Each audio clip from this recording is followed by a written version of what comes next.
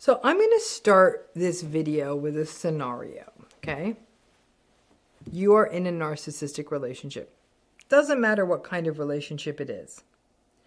But the other person in the relationship has all the hallmarks of a narcissistic person. You get into an argument with them about something, whatever it is, it's something, right? And maybe it's because you're right about something and they know it. Maybe you call them out on their gaslighting. Whatever it is, they respond with the silent treatment. After a day or two, the silent treatment starts to become really uncomfortable. So you apologize. You may even blame yourself for something you didn't do. But you give in and you capitulate. You tell them that their point of view is right, that yours is wrong. And they may continue to punish you for a minute. They will put in their back pocket your admission of being wrong so they can use it later against you when they need it. And then they will break out of giving you the silent treatment. You may have the initial relief of the silent treatment being over, and then you may end up feeling gross. You sort of gave up on yourself, blamed yourself, and gave them more juice and supply. And while the silent treatment part may be over, you're still left feeling icky and uncomfortable. Narcissistic folks, especially folks with vulnerable or what's sometimes known as covert narcissism, are really good at the silent treatment. They can go days, weeks, even months, and in a few cases, years. To them, being resolute about being right is more important than being flexible and finding the compromise and the almighty gray that characterizes all relationships. When the silent treatment is happening, they aren't uncomfortable. The silent treatment is about power and control. And ultimately, because more often than not, it gets the narcissistic person what they want, whether what they want is an apology or people just giving in to them to break the discomfort of the silent treatment, they are rewarded for it and they're going to do it again. The silent treatment is much more common with vulnerable narcissistic folks compared, like I said, to other forms of narcissism. Malignant narcissistic and even grandiose narcissistic folks are more likely to turn to sort of overt anger, not the passive aggressive stuff. But for vulnerable narcissistic folks, the covert narcissistic folks, the silent treatment is a signature move. And it is an extremely successful manipulation because the silent treatment is experienced in a lot of uncomfortable ways by the people on the receiving side of it. When a person is the recipient, if you will, of the silent treatment, it can include feeling that you feel abandoned, feeling as though you're being punished, feeling as though you did something wrong, and subsequently feeling guilty. You may feel angry, you may feel helpless, you may even feel hopeless. And the fix to ending the silent treatment can feel simple. Just need to figure out a way to get them starting again, and things will feel normal again. Now, the silent treatment is at its most lethal when it is used against children. And narcissistic parents do this all the time. Children are children. And in their fashion, they're actually quite smart. At least they're unfiltered. And they will often voice, for example, their disapproval at problematic behavior. They will make innocent, truth-telling observations that often are right on the mark. And they also are children. They'll have normal reactions and tantrums. Well, all of this is quite inconvenient for the narcissistic parent who will vacillate between trying to overpower and dominate the child and bend them to their will, but then simultaneously view the child as an equal when it is convenient for the narcissistic parent. For example, sharing their personal problems with the child, telling the child about marital issues, asking the child for opinions that a child just wouldn't know how to offer, asking the child to take on roles in the household that they are not mature or developmentally ready to take on.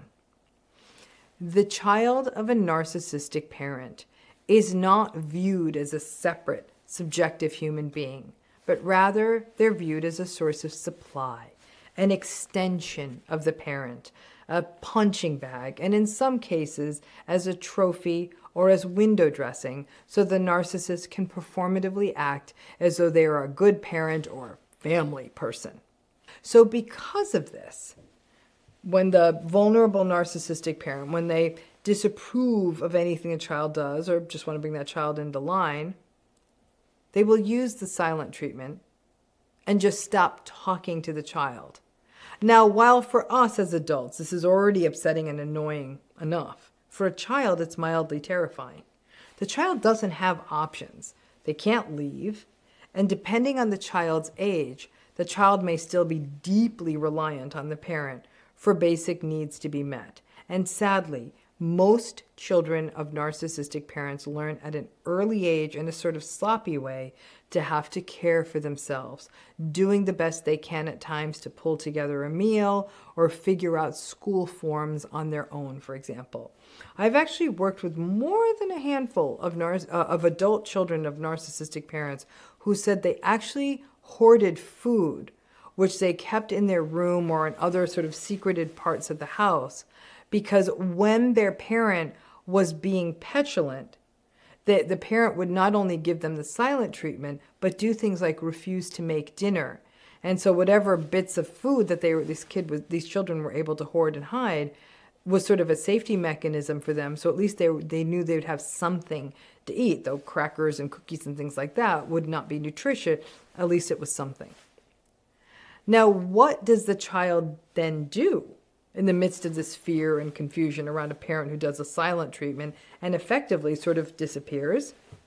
The child, more often than not, blames themselves, which is a way to stay in control, and frankly, is what the parent is blaming them, right? You're a bad kid, so I'm not going to talk to you. Or you're a selfish kid, or you're a greedy kid, so I'm not going to talk to you. As the child will cry and beg and plead. Some folks have told me they would leave poignant notes for their parents, apologizing and promising to never be a bad kid again, just to get the parent to interact with them again.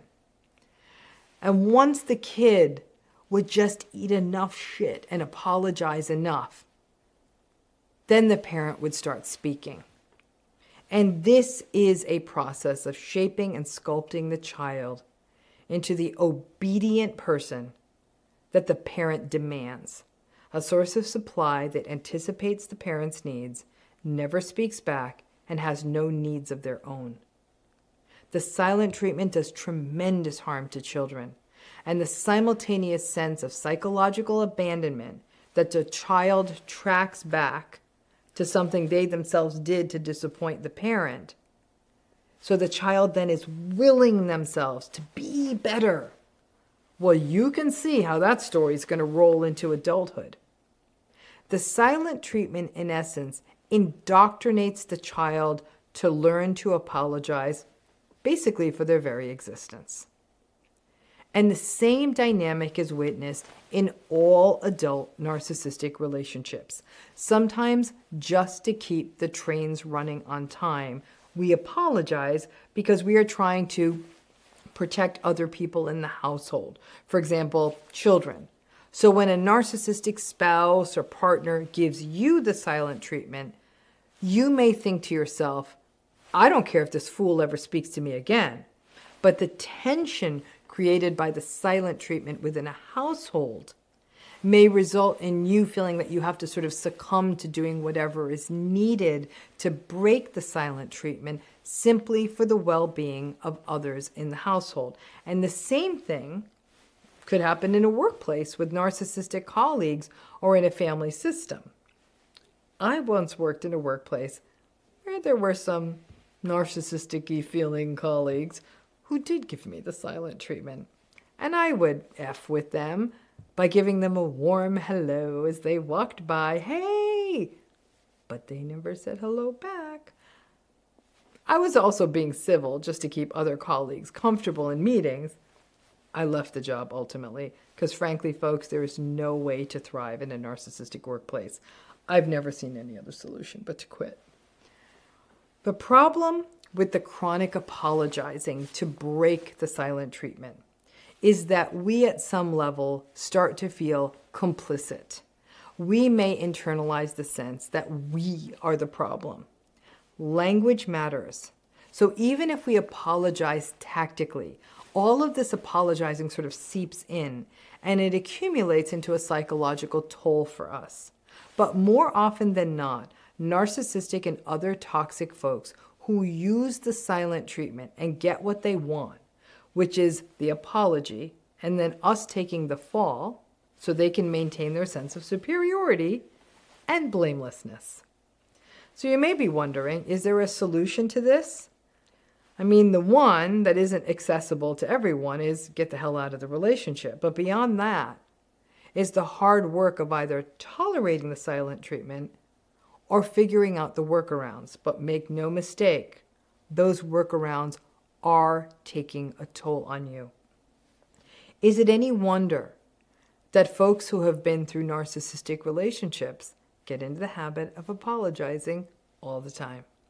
So the silent treatment is one of those sort of absolutely lethal and painfully efficient manipulations in the narcissistic relationships that induce apologies all around and really, really kind of enable the narcissistic person to sort of keep getting their way, because in most cases, the silent treatment feels intolerable, and the enablers will often say, oh, come on, stop being so petty, just apologize to them, basically so we can keep the trains running on time. And all that does is it teaches the narcissistic person is that the silent treatment works like a charm every time, and they feel a sense of self-righteous permission that they're right, you're wrong, and so that they can forever throw these petulant tantrums. So good luck with that.